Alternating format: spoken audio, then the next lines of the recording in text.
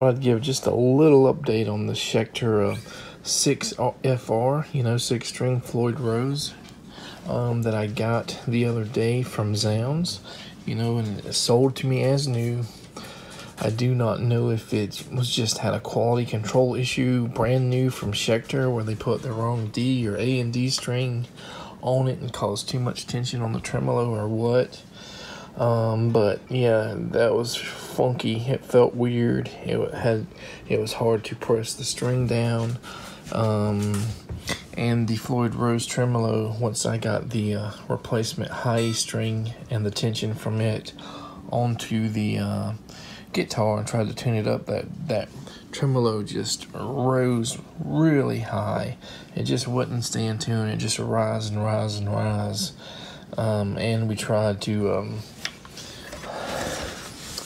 do the body cavity, the claw arm there, to tighten it and stuff to try to get it better. And even when it was all the way to the body, it was not working. It would not fix the problem with it not tuning, instead of just making this thing rise and rise and rise.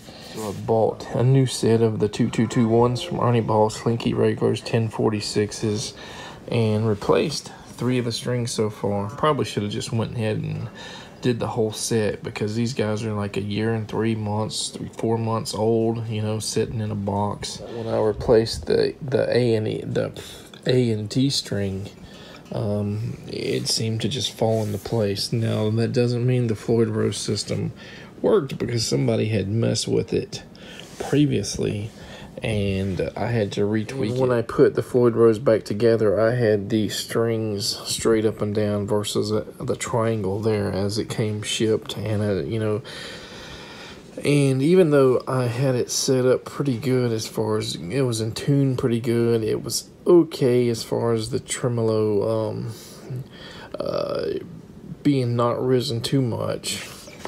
It did rise some, but look at this.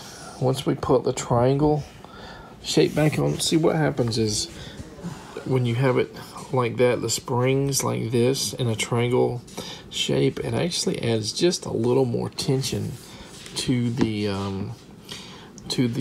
claw arm and the tremolo system. So that gave it just enough tension and just enough pull so that it's pretty much flush with the body now.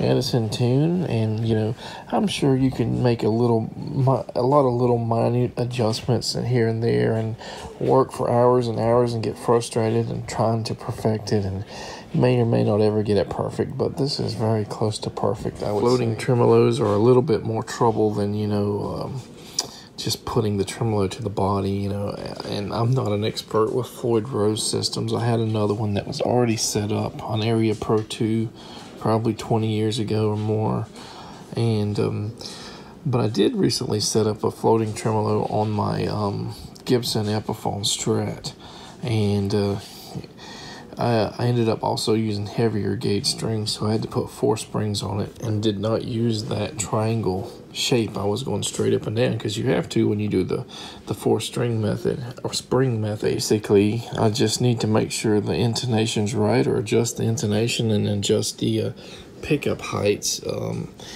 What is amazing about this guitar is it has coil tapping, and when you actually pull that coil tap, you hear a really big difference in not just, the volume level, but the actual tone is completely different.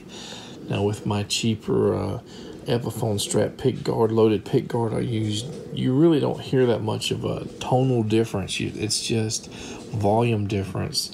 So this is like having 2 guitars in one. In hindsight, I probably, just like all the professionals you see, or semi-professionals on YouTube that are luthiers and stuff and do it for a living, having a whole, brand new set of strings ready when you get a new guitar, assume there's something wrong with them, or they're old or rusted, something. They're tone dead. That's what a lot of people would say. Or they're cheap strings. Assume that and put a decent set on. And if I would have did that from the start, it probably would have been a lot less hassle.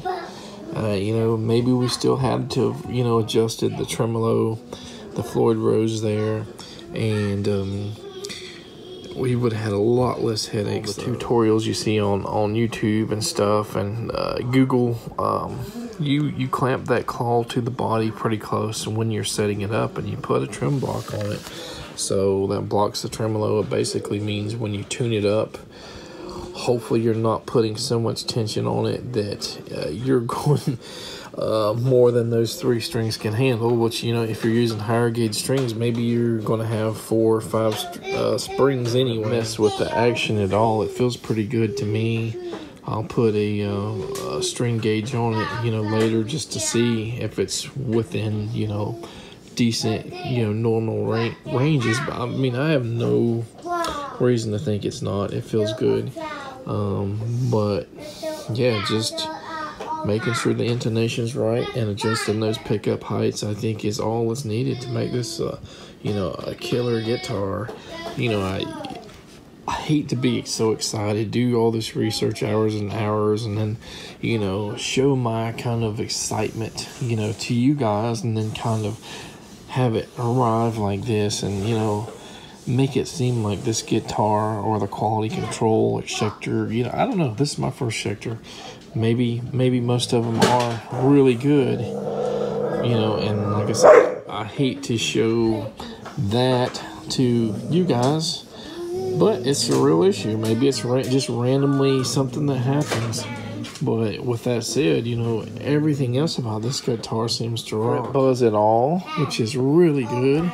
The fret ends aren't sharp or anything like that, which is awesome, because sometimes even more expensive guitars will have both of those issues. I have read a few comments from a few threads that some people do not like Floyd Roses, especially floating ones, because they rest their palms at the bridge, and they're afraid it's going to go out of tune, you know, for putting the weight on the, you know, the weight of their hand on there. I found this actually more comfortable to like palm mute and stuff than my Gibson Epiphone Strat, and definitely my Squier Jagmaster 50th anniversary Japanese edition. Just a beautiful guitar, no imperfections or anything on the body, any of that. It just looks amazing. And although this isn't my first impression, you know, my second impressions, I guess, are just as important.